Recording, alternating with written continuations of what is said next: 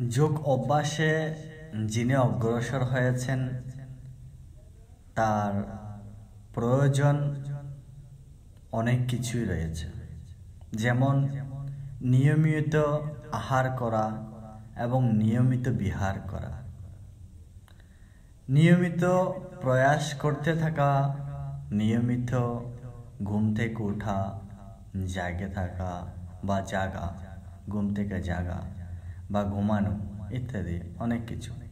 তাহলেই তিনি এই জড়জাগতিক দুঃখ থেকে মুক্ত লাভ হতে পারেন।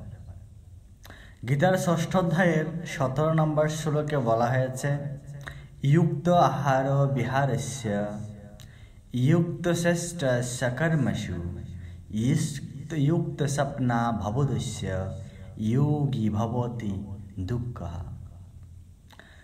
হ্যাঁ সনাতনী সন্তান, যিনি নিয়মিত আহার বিহার করেন, যিনি নিয়মিত প্রয়াস করেন, যার নিদ্রা জাগরণ পরিমিত, তিনি যোগ অভ্যাসের দ্বারা জড়জাগতিক দুঃখ থেকে নিবৃত্তি লাভ করতে পারেন।